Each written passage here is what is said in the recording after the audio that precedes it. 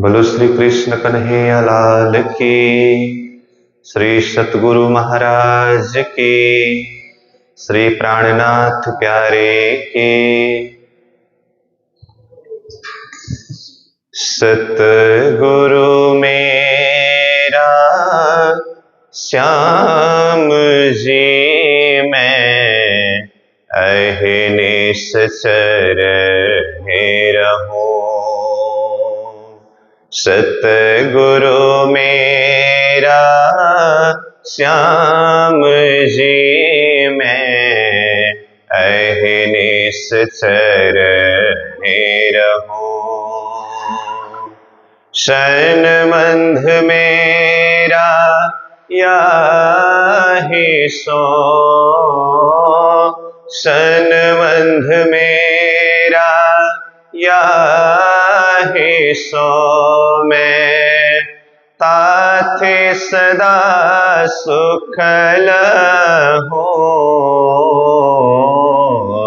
सतगुरु मेरा श्याम जी मैं अहनिश चरणे रहूं।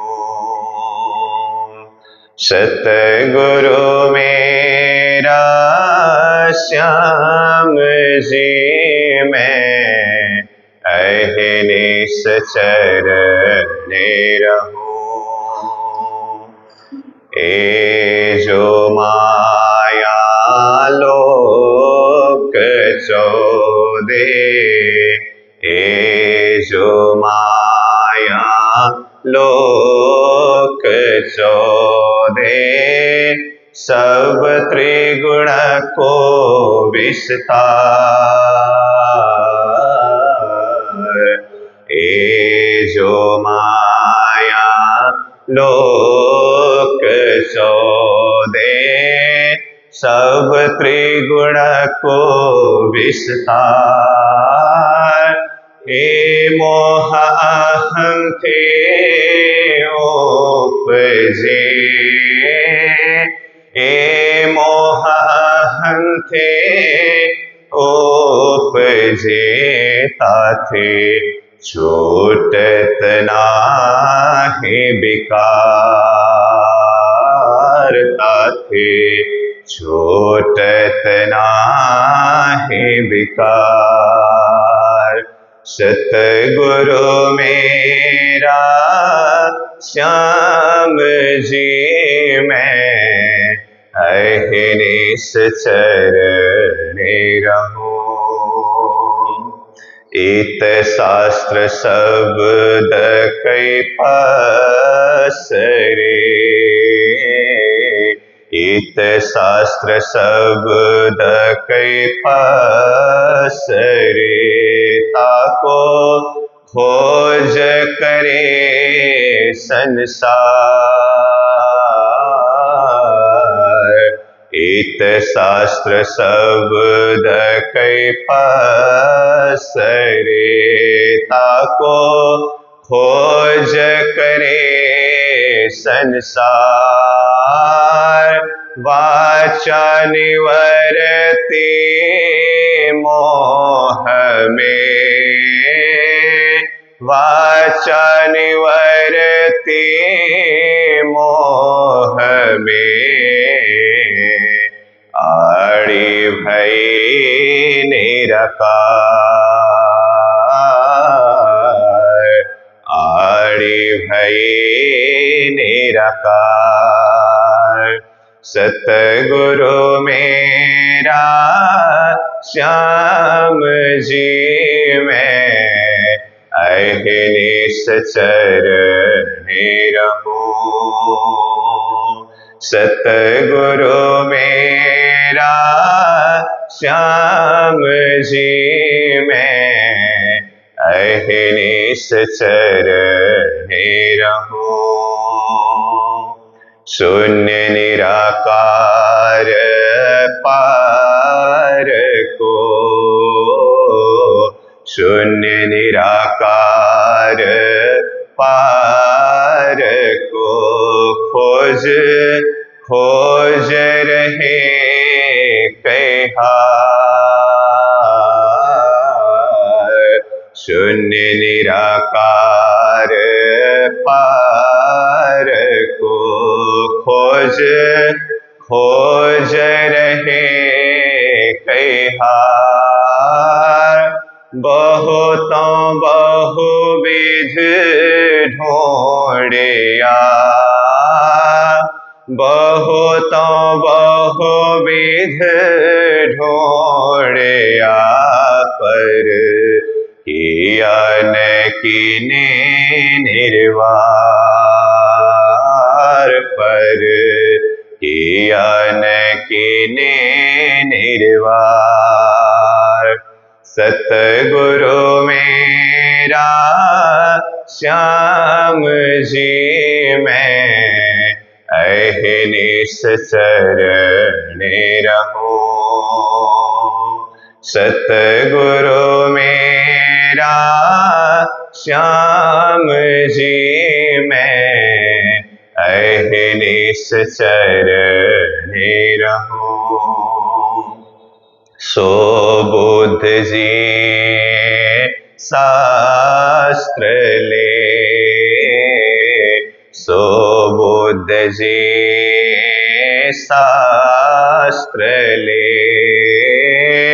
सब ही को काढ़्यो सार।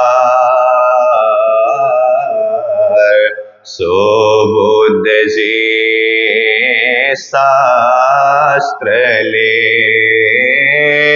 सब ही को काढ़्यो सार। जो कोई शब्द संसार में, जो कोई शब्द संसार में, ताको भलो कियो निर्धार, ताको भलो कियो निर्धार। सतगुरु मेरा श्याम जी मैं अहिनिस चरण रहूं। सब पर हुआ कलश, सब पर हुआ कलश, प्रेमानंद भरपूर। सब पर हुआ कलश, प्रेमानंद भरपूर। महमत मोह अहं ओढ़्यो, महमत मोह अहं ओढ़्यो, ओग्यो अखंड वतनेश्वर, ओग्यो अखंड वतनेश्वर। सतगुरु मेरा श्याम जी मैं अहिनिस चरण रहूं। सतगुरु मेरा श्याम जी मैं अहिनिस चरण रहूं। सनबंध मेरा याहि सो, सनबंध मेरा याहि सो, मैं ताथे सदा सुख लहूं। सतगुरु मेरा श्याम जी मैं अहिनिस चरण रहूं।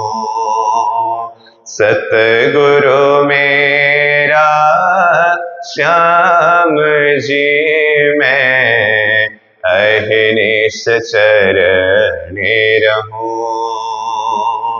सतगुरु मेरा श्याम जी मैं अहनिश चरणी रहूं। बोलो श्री सतगुरु महाराज की। बाड़ी व्याध स्वाद गुण इंद्री मद चढ़्यो मोह अंध।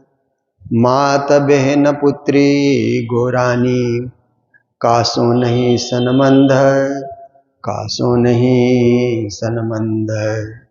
बोलो कृष्ण कन्हैया लाल की, श्री निजानंद स्वामी की, श्री प्राणनाथ प्यारे की, महारानी बाईजुराज की, महाराजा छत्रसाल की, गुरुजी मंगलदास महाराज की, श्री कृष्ण प्रणामी धर्म की, तीनों पुरी धाम की, सर्व सुंदर साथ की। खिन सजना खिन दुश्मना प्रणाम। उपस्थित धर्मप्राण शिरोमणि सुंदर साथ जी, माताएं बहनें भाइयों, बहुत सुंदर अवसर, सुखद अवसर। श्री धाम वृंदावन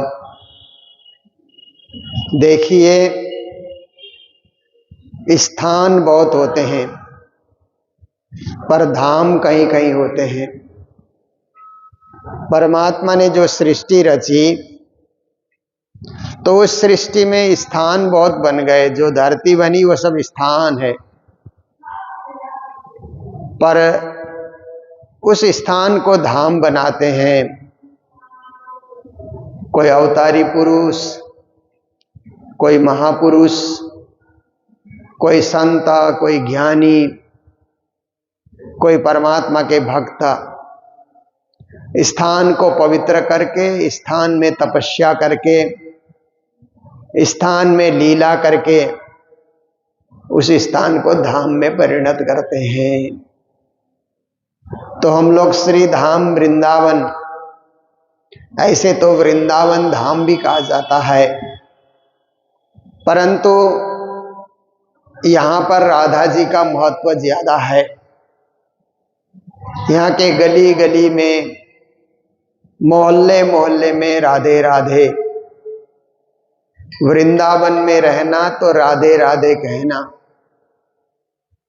ये यहाँ का क्या है, एक नियम है, निष्ठा है, भावना है, भक्ति है कि वृंदावन में रहना है तो राधे राधे कहना ही होगा। क्योंकि राधा के बिना श्याम आधा, ये भाव लेकर के एक सखी भाव की भक्ति, गोपी भाव की भक्ति, गोपी भाव में अग्रगण्य राधा रानी, उनको मुख्य स्थान दे करके यहाँ पर भक्ति की जाती है, जो वृंदावनी भक्ति कही जाती है। तो ऐसे पावन भूमि, पवित्र भूमि का नाम वृंदावन तो है ही है, पर श्री कहने से राधा जी का नाम पहले आता है। तो इस प्रकार से ये धाम सुशोभित है और हिंदू सनातन धर्म का एक पावन तीर्थ, उत्तम तीर्थ, पवित्र तीर्थ, दर्शनीय तीर्थ। जीवन में एक बार श्री धाम वृंदावन के दर्शन करें। प्रत्येक हिंदू जो देश में है या विदेश में है, हर एक के मन में इच्छा होती है कि श्री वृंदावन धाम के दर्शन करें, जीवन में एक बार परिक्रमा करें। क्योंकि सभी धामों में परिक्रमा की महिमा भी बताई गई है। वहां जाकर के परिक्रमा करने से हमारे पाप, ताप, संताप सब धुल जाते हैं, हम निष्कलंक हो जाते हैं, निष्पाप हो जाते हैं, निष्प्रिय हो जाते हैं। इसलिए धामों की परिक्रमा भी की जाती है। तो यहाँ पर भी परिक्रमा का विशेष महत्व है। श्री वृंदावन धाम की परिक्रमा तो प्रसिद्ध है ही, कोई भी भक्तजन आते हैं तो परिक्रमा करके ही जाते हैं। श्री गोवर्धन की परिक्रमा उसकी अलग महिमा है।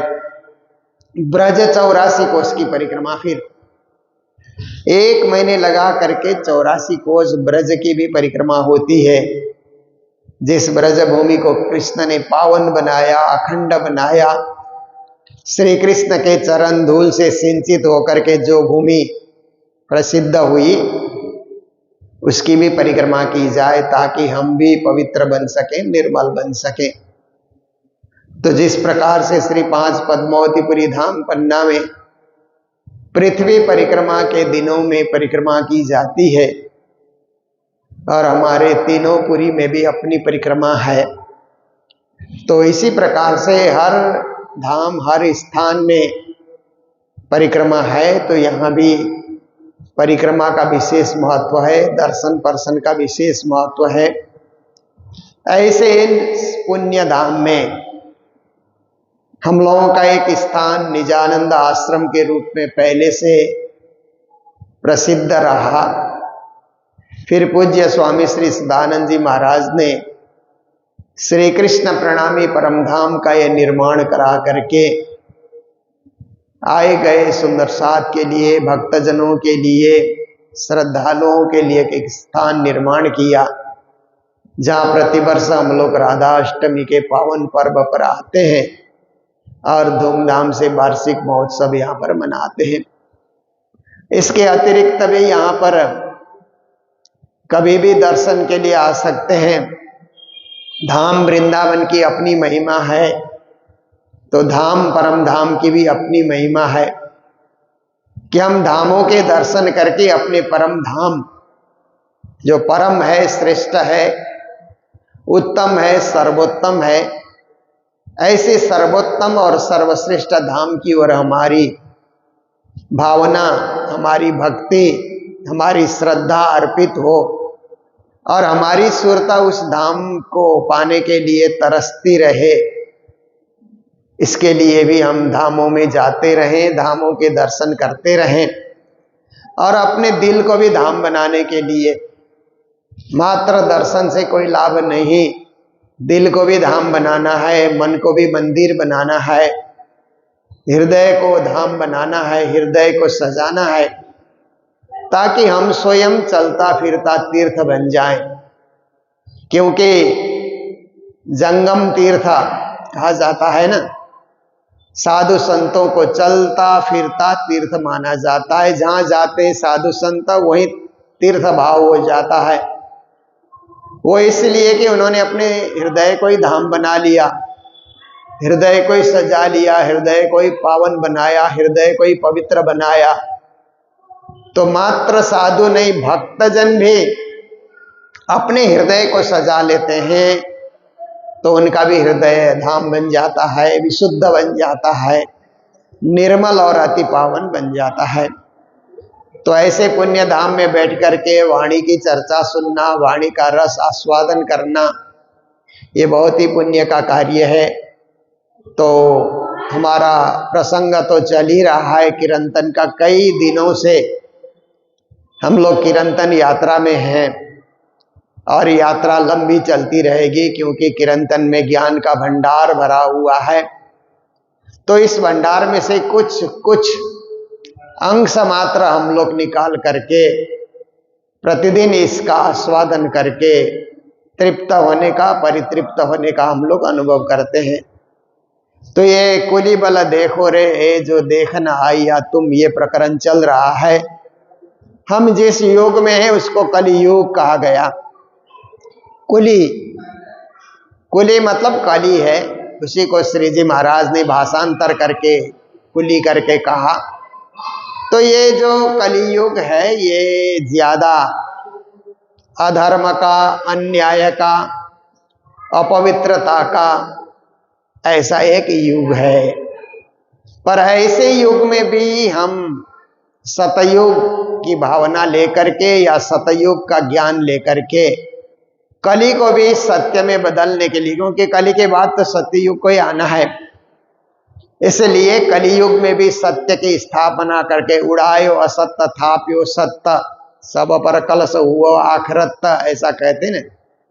कि श्री प्राणीनाथ जी महाराज कहते हैं ब्रह्मवाणी कलियुग के उस दोष का निवारण करके निर्दोष एक सतयुग की स्थापना करने के लिए भी वाणी का अवतरण हुआ है। सतयुग के बीज भूत इनो बीच रहे, विस्तार हो बे सब में जायर, अखंड है संसार। धनी श्री देवचंद्र जी भी तारतम महामंत्र लेकर के सत्ययुग की स्थापना करने आए। तो चल तो रहा है कलियुग, कलियुग में हमारा जन्म हुआ, कलियुग का आहार व्यवहार चल रहा है, कलियुगी लोगों से मिलना जुलना हो रहा है, और कलियुगी विचारों के साथ सम्मिलित होने का, उन विचारों के आदान प्रदान में सहभागी बनने का हमें भी ये युग के अनुसार युगानुकूल हम लोग भी चल रहे हैं। तो श्री प्राणीनाथ जी महाराज कहते हैं खिन सजन खिन दुश्मन। इस कलियुग में किसी का भरोसा नहीं करना चाहिए कि आज का आपका मित्र जीवन भर मित्र ही रहेगा, कोई भरोसा नहीं है कलियुग में। और आज का आपका शत्रु जीवन भर शत्रु ही रहेगा, ऐसा भी कोई निश्चित नहीं है। शत्रु भी मित्र बन सकता है और मित्र भी शत्रु बन सकता है। कहाँ किसके दिमाग में कलियुगी विचार आ जाए, कब संबंध भंग करे, कुछ पता नहीं चलता है।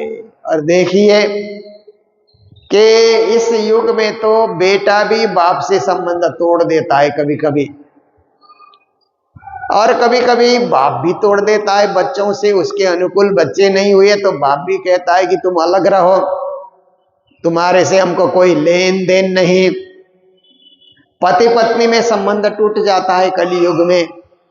कोई भरोसा नहीं है कि पत्नी आजीवन पति की सेवा करे और पति आजीवन पत्नी को स्नेह दे करके उसकी रक्षा करे, सुरक्षा करे, ये भी कोई ठिकाना नहीं है। कलियुग में कई कई संबंध टूट जाते हैं, भंग हो जाते हैं, तलाक की नौबत आ जाती है।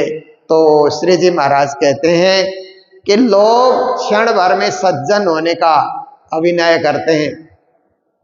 पहले शुरू में मिलेंगे तो सभी सज्जन होने का ही तो अभिनय करते हैं, सज्जनता से बात करते हैं और शराफती से पेश आते हैं कि हम अच्छे हैं, ऐसा वो लोग दिखाते हैं। परंतु उनसे व्यवहार करते चलो, कार्य करते चलो तो कहीं न कहीं धोखा, कहीं न कहीं वहाँ आपके साथ किसी प्रकार का विवाद, कहीं न कहीं आपको चक्कर में डालने का कार्य भी लोग कर लेते हैं। इसीलिए खिन सज्जन, थोड़ी देर पहले सज्जन के रूप में मिले, खिन दुश्मन, दूसरे क्षण में वह दुश्मन के रूप में वो उपस्थित हो जाते हैं। यह कलियुग का प्रभाव है।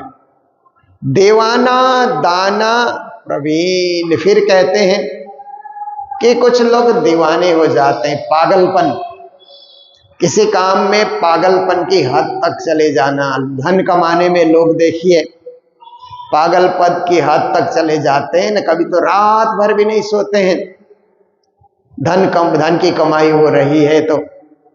तो ऐसे ही दीवाने लोग नाम के लिए, फिर आप देखिए मेरा नाम हो जाए, खिलाड़ी लोग कितना मेहनत और परिश्रम करते हैं खेल में अच्छा नाम निकालने के लिए और अच्छा पुरस्कार पाने के लिए, शील्ड पाने के लिए। तो देखिए इसी तरह से राजनीति में आप देखिए पागलपन की हद पार कर जाते हैं कि वृद्ध हो जाते हैं, बीमार हो जाते हैं, फिर भी राजनीति उनसे नहीं छूटती है। तो ये दीवानापन है संसार में। कलियुग संसार में लोगों को ऐसे दीवाना कर देता है कि लोग उससे निवृत्त होना ही नहीं चाहते। जबकि हमारे शास्त्रों ने परिभाषा करके बताया कि ब्रह्मचर्य, गृहस्थ, वानप्रस्थ, संन्यास करके जीवन की 4 अवस्थाएं, 4 जगह जीवन में मोड़ लेना है। जीवन में 4 बार टर्निंग पॉइंट आते हैं, वहां पे टर्न हो जाना होता है। पर लोग टर्निंग पॉइंट में भी टर्न नहीं करेंगे तो गाड़ी के साथ ही कहीं गिर भी सकते हैं। इसलिए ये संसार का रास्ता समतल नहीं है, विषम है, आड़ा टेढ़ा है, घुमावदार है, फिरावदार है संसार का रास्ता। इसलिए वहां तो उसी तरह से विवेक के साथ चलना चाहिए, परंतु पागलपन आने के बाद विवेक का भी अंत हो जाता है। तो कई लोग दीवाने होकर के दुनिया में अलमस्त हो रखे हैं। दाना का अर्थ होता है चतुर। कई लोग चतुराई ज्यादा दिखाते हैं, जहां भी आप देखिए चतुराई चतुराई दिखाने के लिए कोशिश करते हैं ना, कि हाँ हम चतुर हैं, हमारी बात मानो, ऐसा करके जहां भी लीडरशिप लेने के लिए, अपनी चतुराई दिखाने के लिए, लोगों को फंसाने के लिए, भुलाने के लिए, ऐसे भी लोग प्रयास करते रहते हैं। तो उनको श्री जी महाराज ने दाना करके ऐसा कहा। और प्रवीण कहा, प्रवीण बुद्धिमान को कहा जाता है, जिसमें प्रकर्ष बुद्धि है, उत्कृष्ट बुद्धि है, ऐसे लोगों को प्रवीण कहा जाता है। चतुर और बुद्धिमान में फर्क होता है। चतुर कभी कभी ठगाई भी करता है, ठगी धंधा भी करता है चतुर व्यक्ति, पर बुद्धिमान कभी ठगाई की धंधा नहीं करेगा। वो तो बुद्धि का प्रयोग करेगा, ज्ञान का प्रयोग करेगा, ज्ञान का प्रचार करेगा और सबको ज्ञानी बनने के लिए प्रेरणा देता रहेगा। ये प्रवीण व्यक्ति की दशा है, हाल है। और जो चतुर है वो क्या है, कभी कभी कहीं भी ठगाई करने के लिए, चोरी करने के लिए, छलने के लिए, बदमाशी करने के लिए अपनी चतुराई दिखाता रहेगा। तो श्री जी महाराज कहते हैं कि यह कलियुग का प्रभाव है कि लोग कई दीवाने हो जाते हैं, कई चतुर हो जाते हैं, और ज्ञानी लोग, समझदार लोग कलियुग में कम मिलते हैं, बहुत ढूंढना पड़ता है, 1000 में 1। बाकी 1000 के 1000 तो अपनी चतुराई और दीवानेपन में, पागलपन में लगे हुए हैं। आप देखिए सड़क पे कितने लोग चलते हैं, सब मंदिर में नहीं आते, जबकि श्री धाम वृंदावन तो मंदिरों का धाम है ना। कितने सारे मंदिर, कितने सारे तीर्थ, कितने सारे पावन स्थल यहाँ पर बने हुए हैं, पर सड़क पे चलने वाले नहीं आते हो, तो सड़क पे ही चले जा रहे हैं। और जो व्यापार करने वाले हैं, व्यापार में अलमस्त हैं। जैसे बड़े बड़े धाम खुलते हैं तो दूर दूर से भक्त लोग दर्शन करने आते हैं। व्यापारी कभी दर्शन करने जाता नहीं, धाम के आगे दुकान फैला के बैठा है, वो व्यापारी करते जा रहा है, सुबह से लेकर के शाम तक व्यापार करता है। वो देखता है ये कमाने का समय आ गया। एक वर्ग ऐसा जाता है कि ये चढ़ाने का समय है, देने का समय है, जीवन भी अर्पण करो, धन भी अर्पण करो, तन मन धन अर्पण कियो सब तुम पे ब्रजराज। ब्रजराज के सामने हम खड़े हैं तो तन भी अर्पण, मन भी अर्पण, धन भी अर्पण होना चाहिए। और एक ब्रजराज के सामने खड़ा होकर के व्यापार कर रहा है और वो सोचता है कि तन भी मेरा, धन भी मेरा, मन भी मेरा, मुझे इस समय कमाई अच्छी करनी चाहिए, ज्यादा भक्त चल चल करके आ रहे हैं तो मेरी कमाई अच्छी होनी चाहिए। तो देखिए कलियुगी विचार है ये। जो धाम के दर्शन करने के लिए, चढ़ाने के लिए जा रहे हैं, उनमें सतयुगी विचार है, सतयुगी भावना लेकर के, सत्य से जुड़ करके जा रहे हैं। और जो वहां धंधा करने की सोच लेकर के जा रहे हैं, वो कलियुगी विचार को लेकर के जा रहे हैं। तो श्री जी कहते हैं ये सब दुनिया में देखने को मिल रहा है। विध विध के बंद फंद डार के लोग तरह तरह के बंधन में डाल देते हैं ना, तरह तरह के फंदे में लोगों को डाल देते हैं। व्यापारी लोग भी तो डाल देते हैं, ये सस्ता सस्ता है ऐसे करके। आप देखिए तुलसी के नाम पे लकड़ी की कंठी कितने लोग बेच रहे हैं ना। साधारण लकड़ी की कंठी को तुलसी बता करके बेचने वाले व्यापारी भी बहुत मिलेंगे आपको। और सही तुलसी, सही चंदन के व्यापारी तो कम होते हैं। चंदन के नाम पे कितनी सारी लकड़ियां लोग बेचे जा रहे हैं और भक्त लोग सोचते हैं शायद चंदन ही है, शायद तुलसी है, शायद पवित्र ही है ये, ऐसा सोच करके लोग गले में डाल करके घूम रहे हैं, फिर रहे हैं। पर व्यापारियों ने आपके साथ धोखा किया है, आपको पता ही नहीं लगेगा। इसलिए सच्ची चीज को पाने के लिए काफी हमको संघर्ष करना पड़ता है। सच्चाई तक पहुंचने के लिए हमको बहुत लड़ना पड़ता है, बहुत सारे व्यवधान खड़े हो जाते हैं, फिर भी सच्चाई को लेकर के जाना है। और धाम वृंदावन आए हैं तो पावन तुलसी की कंठी कहते हैं ना। रुद्राक्ष में आप देखिए, रुद्राक्ष में भी सही रुद्राक्ष को पाने के लिए खोज करनी पड़ती है। तो लोग जब काशी जाते हैं, वाराणसी जाते हैं, तो रुद्राक्ष शिव का मंदिर है, यहाँ कृष्ण का मंदिर है, तो तुलसी क्या है, श्री कृष्ण की सखी के रूप में भी माना जाता है। और हमारे सदगुरु देवचंद जी महामती प्राणनाथ जी ने भी तुलसी का धारण किया था। ये क्या है कि एक पवित्र चीज धारण करने से, गले में कंठी है तो इसका अर्थ होता है कि हम झूठ नहीं बोलेंगे क्योंकि गले में कंठी है, अपवित्र अखाद्य नहीं खाएंगे क्योंकि गले में कंठी है, और किसी के साथ अपवित्र वाक्य नहीं बोलेंगे, गाली गलौज नहीं बोलेंगे क्योंकि गले में कंठी है। उससे कितना हम अपने आप को सुरक्षित रख सकते हैं। इसलिए सच्चाई को धारण करके चलना है। कली युग में तरह तरह के बंधन में डालने वाले, फंदे में डालने वाले, धोखाधड़ी करने वाले और नकली माल बेचने वाले, नकली धंधा करने वाले अनेक मिलेंगे। सब असुर किए अधीन, और असुर लोग सूर को भी अधीन में कर लेते हैं, अज्ञानी लोग ज्ञानी को भी अधीन में कर लेते हैं, अपवित्र लोग पवित्र लोगों को भी दूषित कर देते हैं। ऐसा ये कलियुग का प्रभाव होता है।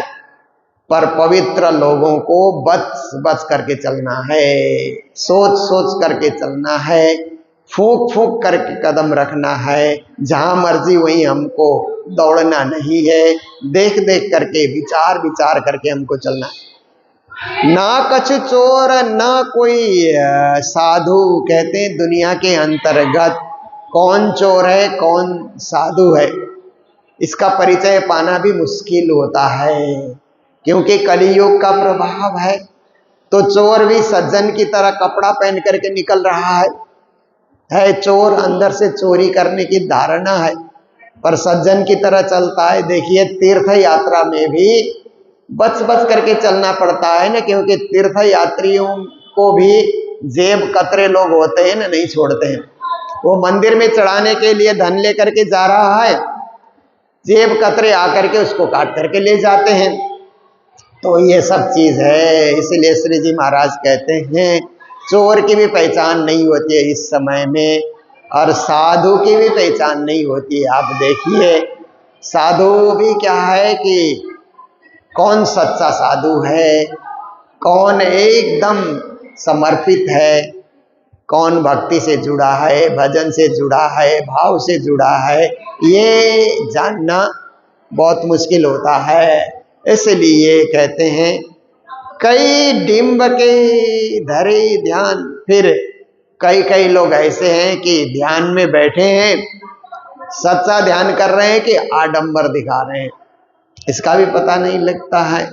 जब भक्तजन आएंगे तो आडंबर दिखा देते हैं कई लोग सच्चे ध्यान में होते हैं, सुबह से शाम तक परमात्मा की भक्ति में लवलीन होते हैं, उनकी भक्ति सागर में डूबे रहते हैं। इसलिए पहचानना कठिन होता है, फिर भी हमें पहचानना ही है, कठिन होगा ऐसा सोच करके पीछे नहीं हटना है, लगे रहना है, डटे रहना है, जमे रहना है, ताकि हम सच्चाई तक पहुंच सकें और भलाई तक हम पहुंच सकें। फिर श्री प्राणनाथ जी महाराज यहाँ हमें कहते हैं कि तान मान सब विद्या व्याकरण।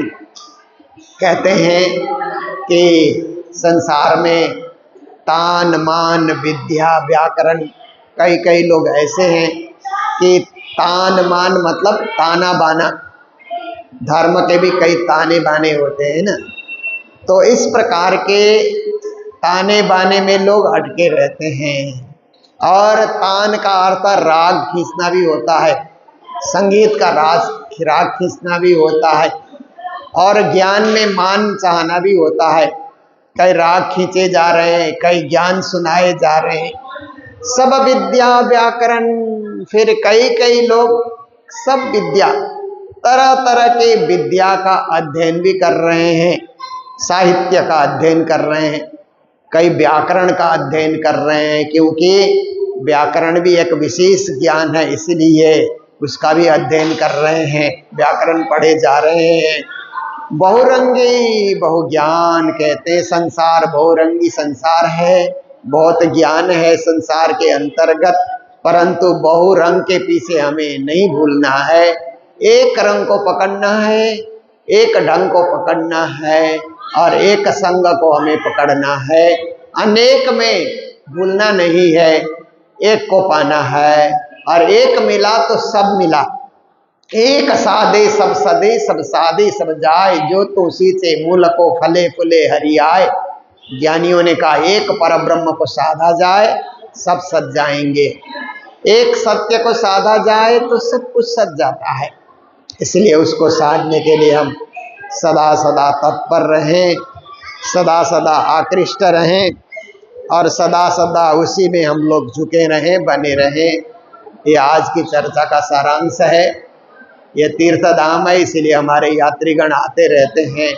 यहाँ पर जितने भी यात्री हैं सब घूमने फिरने के लिए, दर्शनों के लिए, थोड़ी देर का भी दर्शन पाने के लिए तीर्थ यात्री आते हैं, तो उनको दर्शन का भी मौका मिलना चाहिए। तो पुजारी जी दर्शन करने के लिए मौका दे दें, हम चौपाई दोहरा रहे हैं, प्रसंग को यही विराम दे रहे हैं।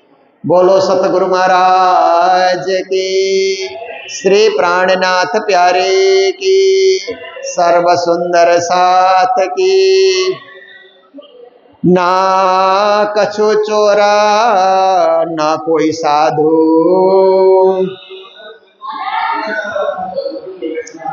कई डिंब के धरे ध्यान, तान मान सब विद्या व्याकरण, बहुरंगी बहुज्ञान, बहुरंगी बहुज्ञान। बोलो श्री प्राणनाथ प्यारे की, श्री धाम के धनी की।